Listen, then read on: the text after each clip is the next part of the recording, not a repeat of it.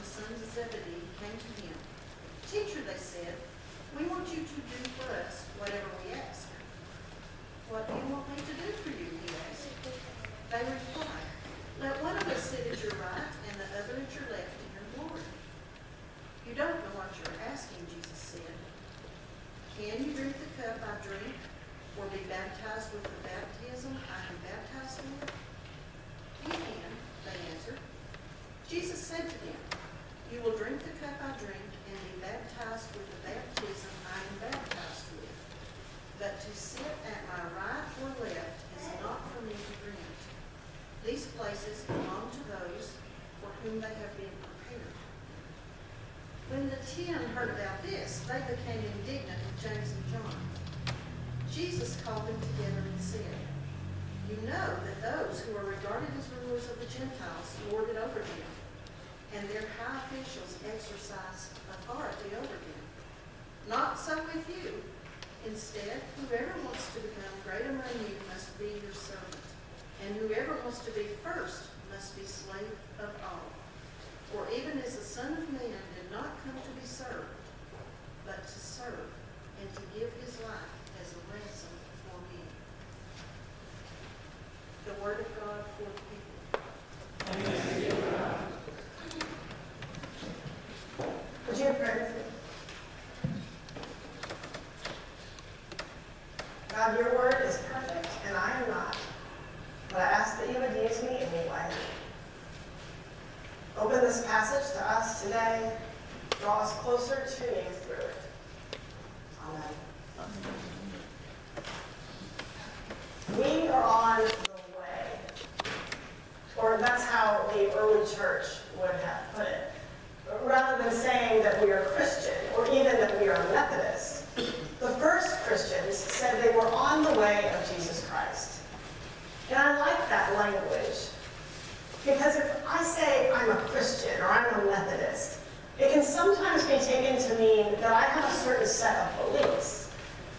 Whereas to say I'm on the way of Jesus Christ makes it clear that I have a whole different way I'm committed to living. Jesus is my example. And so like a game of follow the leader, I'm going to do what he did with my whole life. That means that we take on, as Christians, different attributes, like forgiveness that we talked about last week. As followers of the way, we know that we are forgiven, but also that we must forgive because Jesus forgave, and we're followers of the way. Today, I want to talk about another thing that Jesus did that we need to do also. But this one may be the one that Jesus is best known for: sacrifice. Jesus Christ sacrificed himself for us. And that act of self-sacrificial love was Christ's superlative accomplishment. He gave all he had to give for us. And because he gave it all, he gave the most, it becomes what Christ is known for. It's kind of like Hank Aaron becomes known for playing baseball because he has a superlative record. He got the most career RBIs, runs batted in, at a grand total of 2,297, which is awesome. Or football great Emmitt Smith is known for playing football because of his superlative record. He got the most career rushing yards at a mind-boggling 18,355. That is a lot of yards. So in the same way, Jesus has a superlative record, but for him, it's in the department of sacrifice. Christ gave it all. Did the most someone could give. At his Last Supper with the disciples, Jesus gives a long farewell address with some teachings and instructions. And in John chapter 15, Jesus tells the disciples that no one has greater love than this, to lay down one's life for one's friends. And that says something about what Christ did for us. But the sentence the same thing. Jesus told his disciples, "A new command I give you, to love one another as I have loved you." And how did Christ love us? Greater love has no one than this, to lay down one's life for one's friends. We are followers of the way. And as followers of the way, we are called to the way of self-sacrificial love. And most of us will not be called to literally give our whole lives.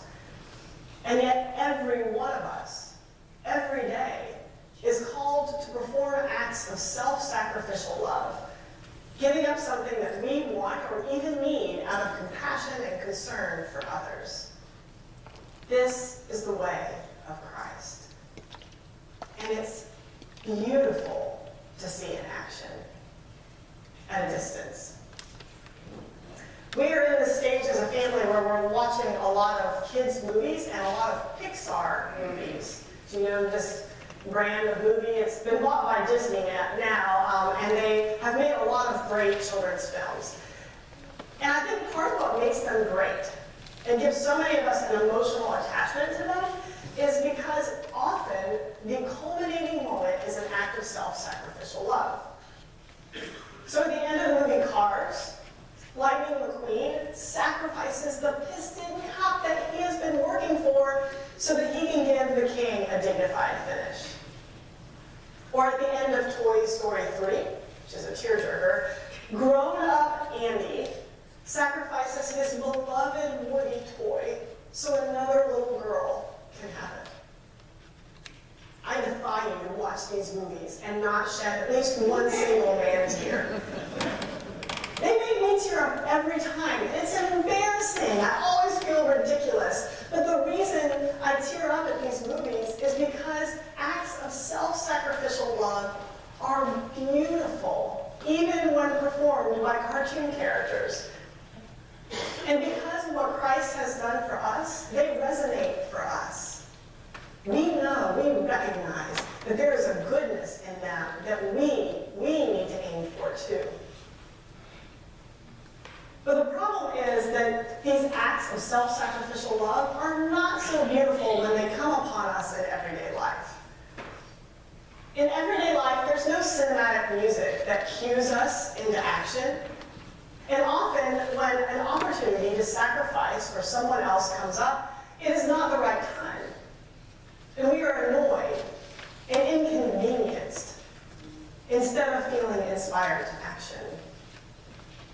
We have to train ourselves to be ready because these opportunities, they don't schedule an appointment on our calendar. We don't know they're coming. They tend to just show up. And in the moment, we have a decision to make. Whether we'll choose to give something up for someone else, or whether we choose to protect what's our own. I think James and John and their kind of silly interaction with Jesus actually provides us a really helpful tool for retraining our own minds so that we can be ready to be on the way of sacrifice. James and John come to Jesus with this ridiculous question. When you come into your glory, will you seat us at your right and your left so that we can be the two most important people with you?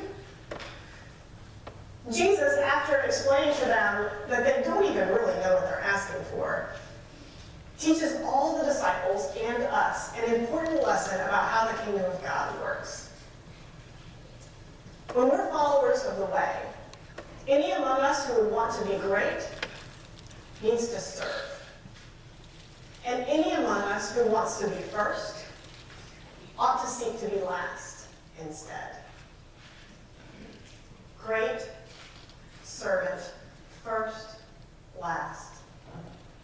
These pairings of opposites are a good opportunity for us to remind ourselves every moment they come up about where our heart really should be.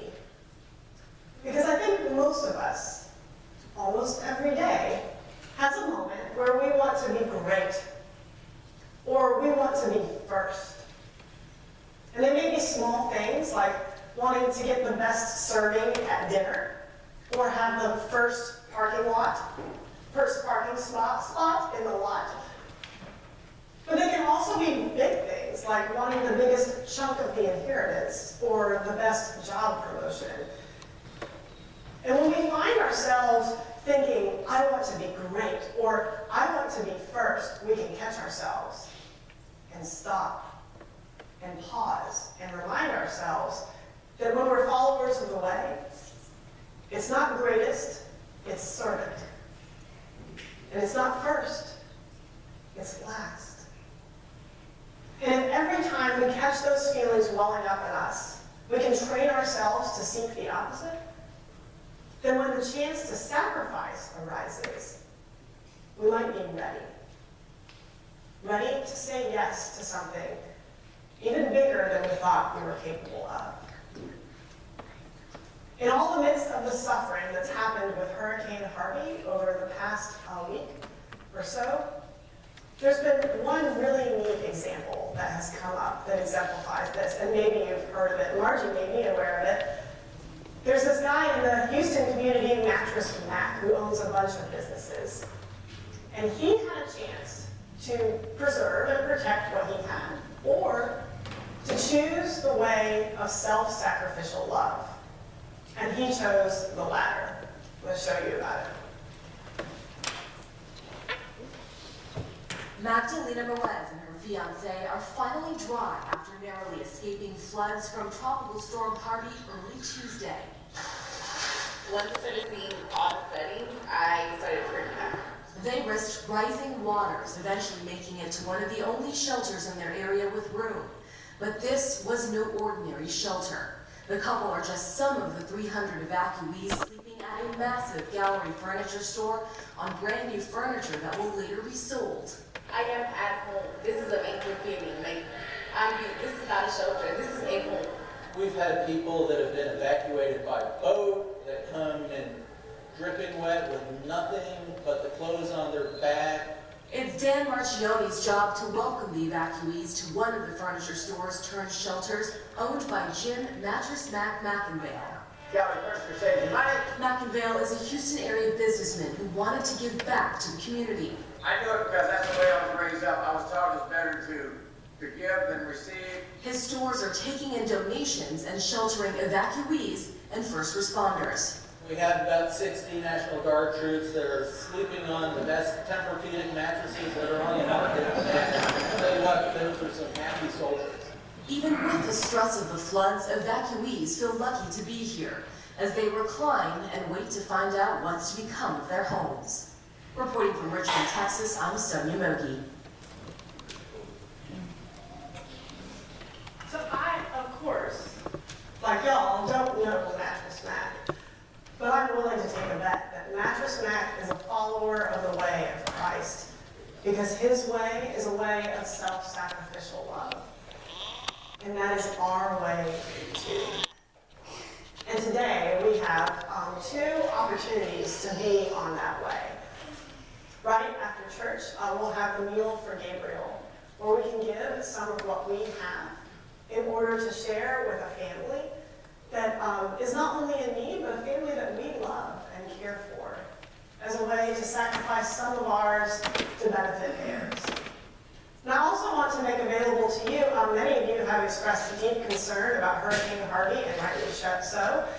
And on the communion rail, many of you know on the other side is a little rail where you often put your empty cups.